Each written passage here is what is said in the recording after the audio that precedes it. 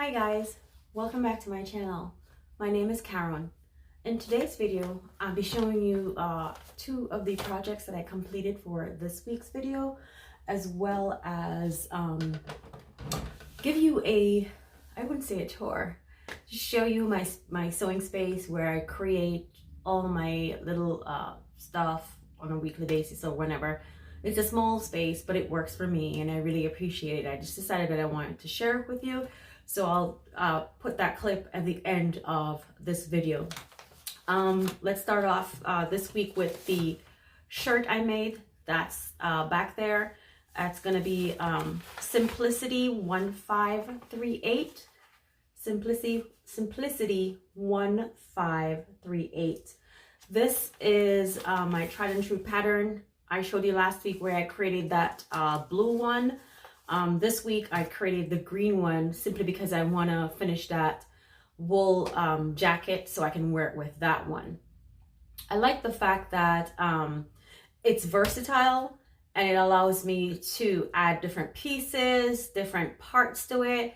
The button placket I can switch out for something else, or I can change the fabric inside and out. And also on the cuffs, I'm able to switch the fabric from one end to the next. I'll show you in this clip what I'm talking about. Bear with me one second.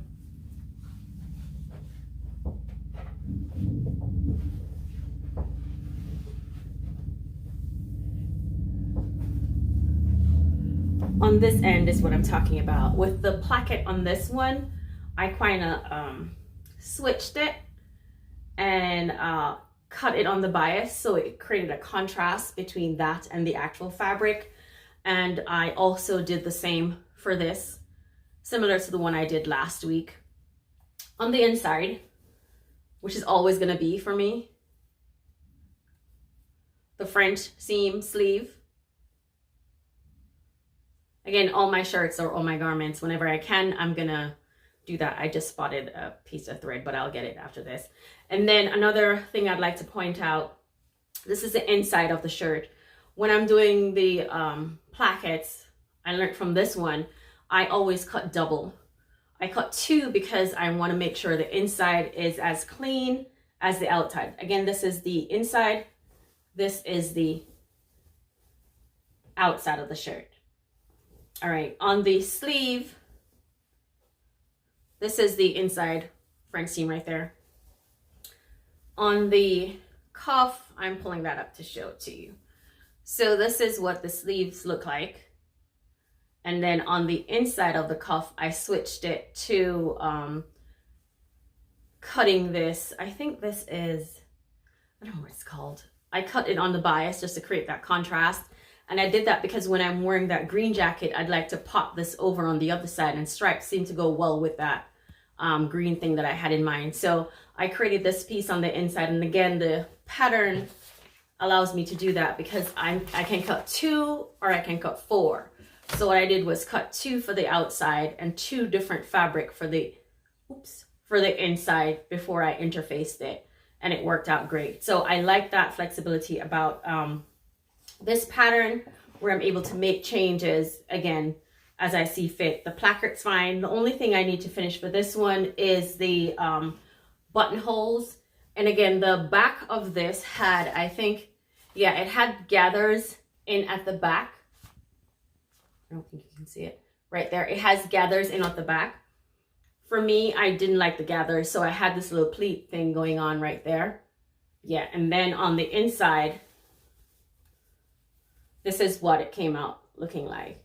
Yeah, so that is it for this shirt. I'm gonna put my shirt back on my dress form just to be sure that it's clothed.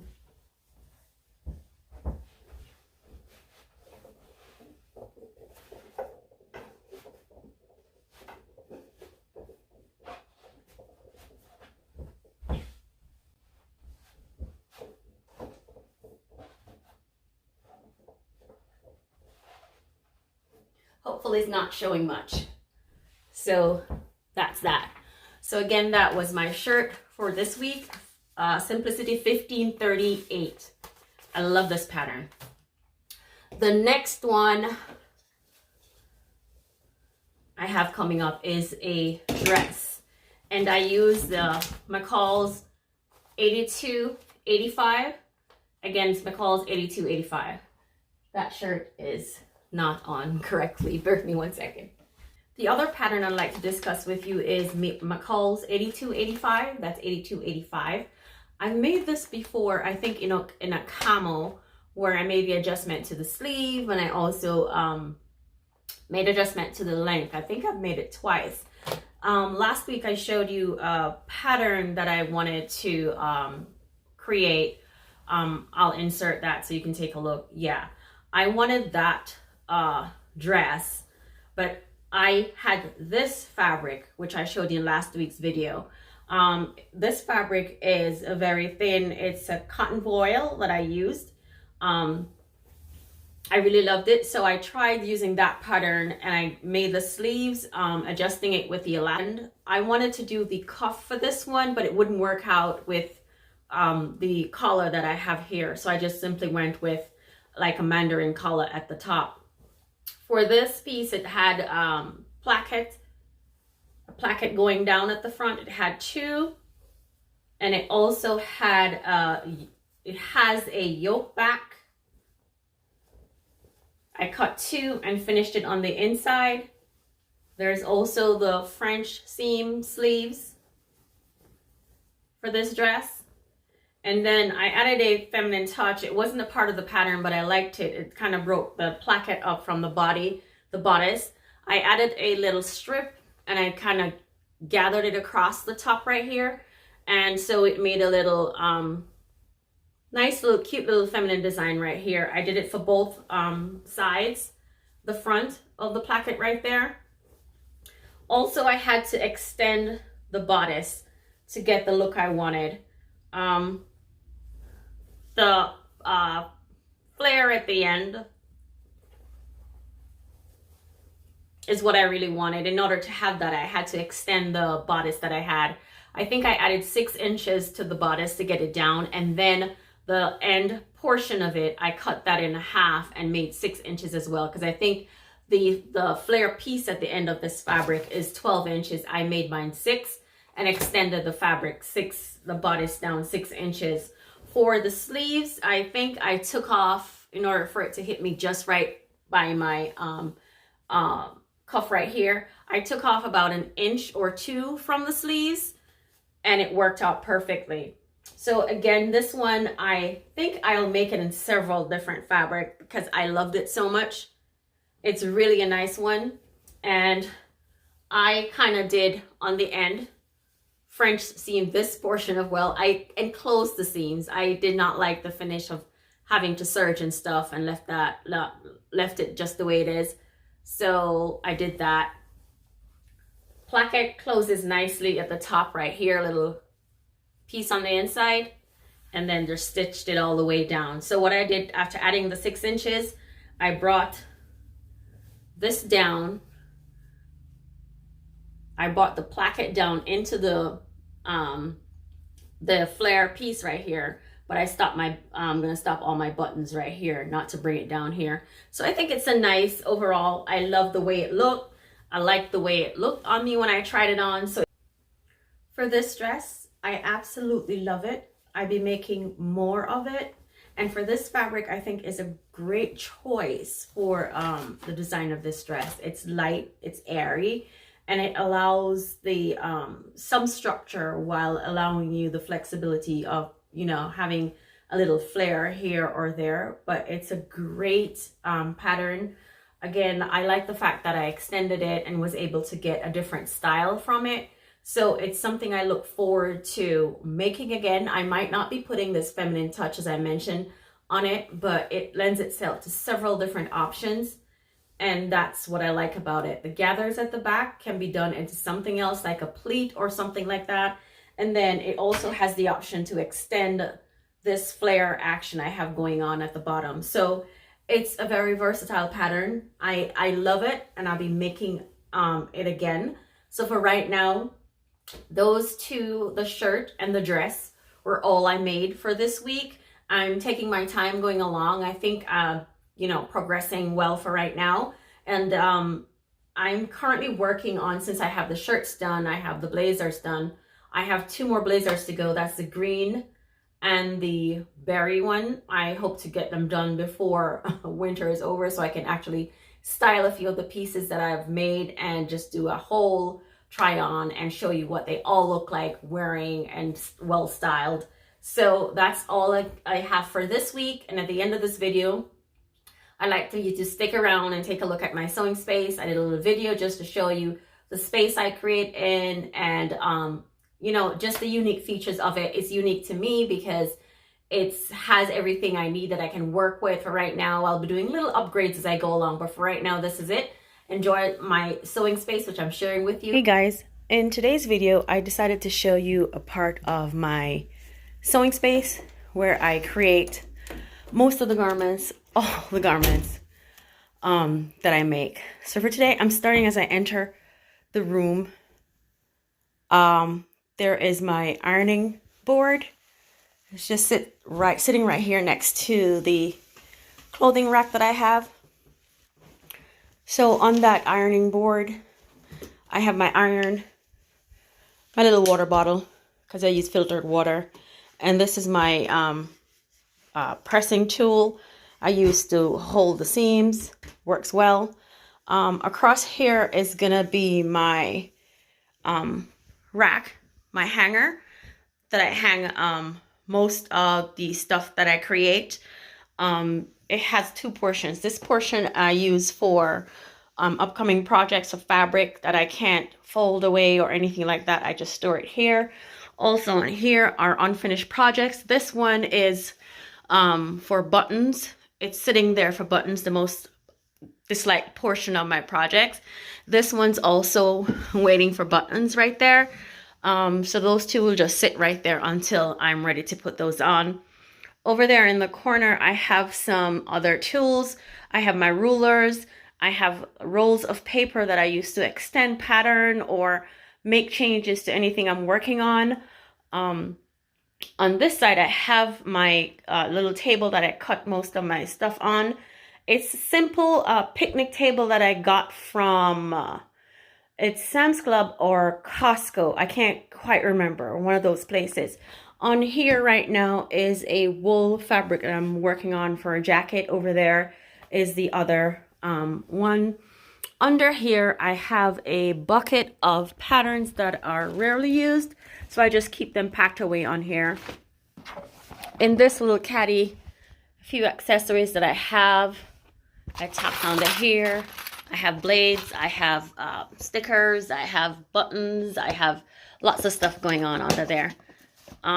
In this pile right here, I have packets of interfacing because I make shirts so many times and so often I have them tucked away in here.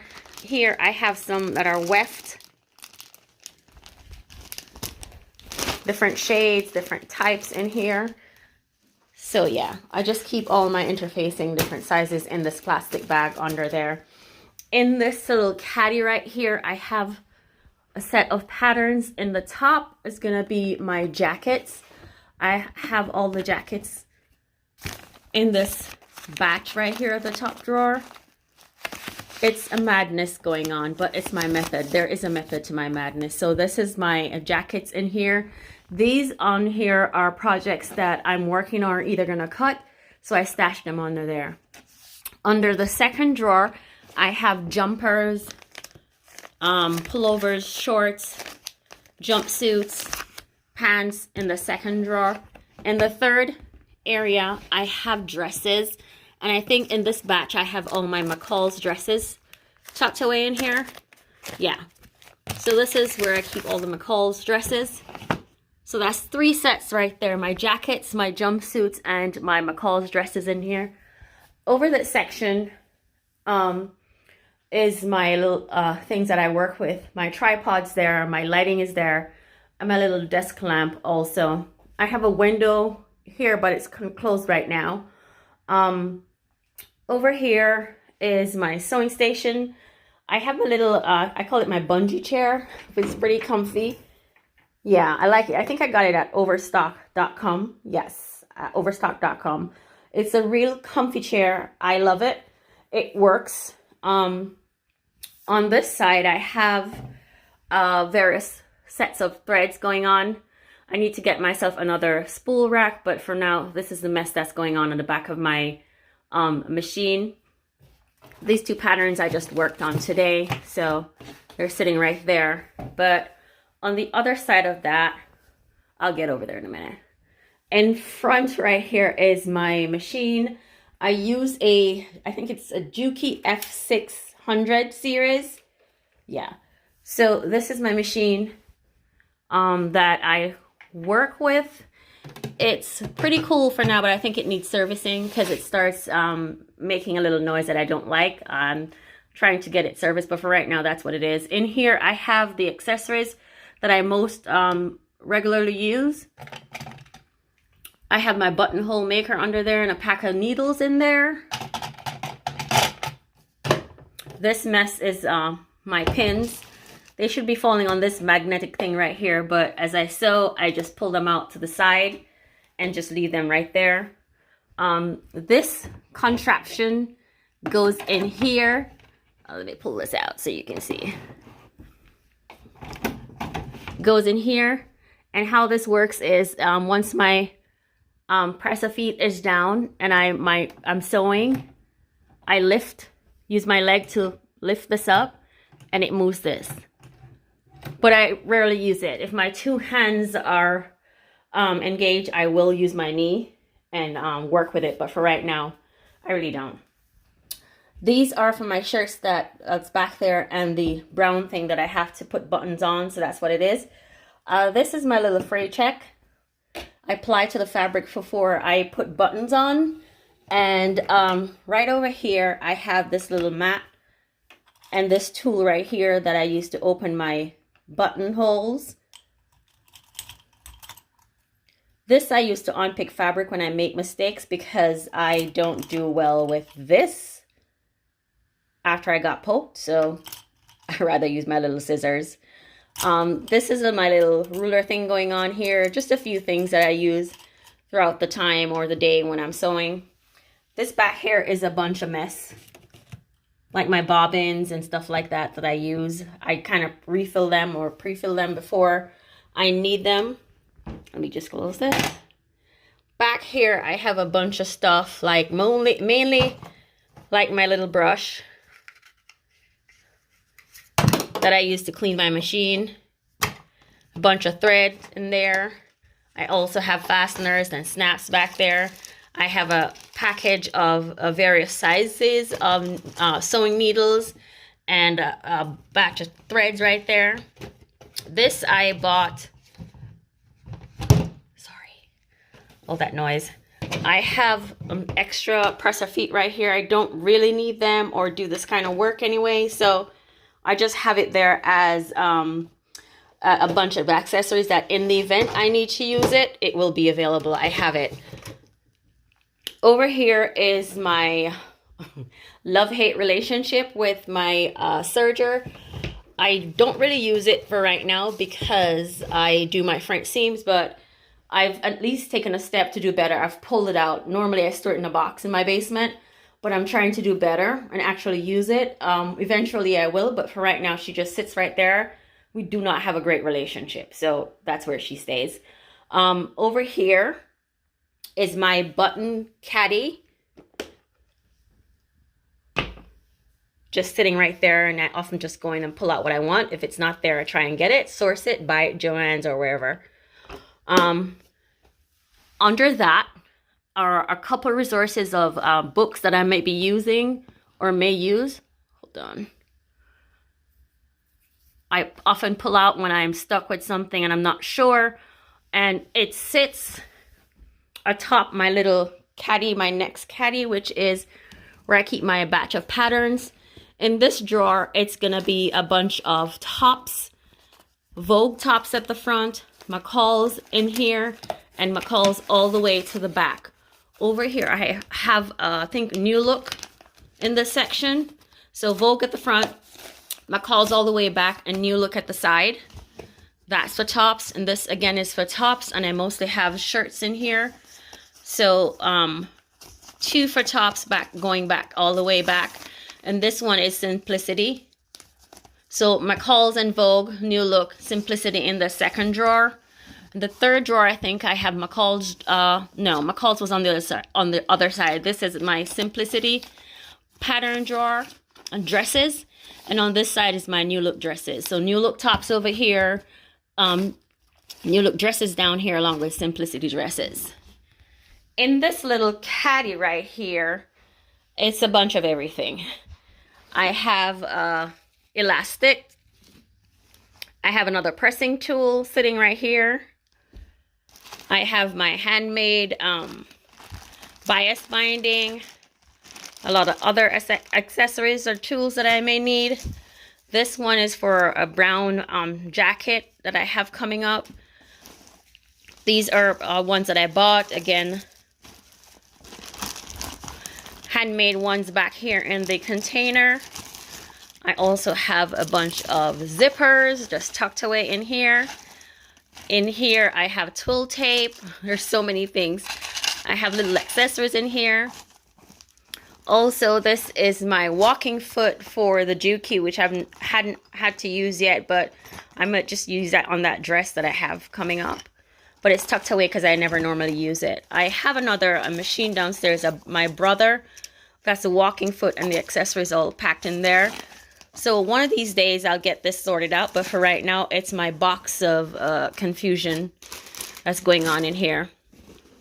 I'll have it sorted at some point.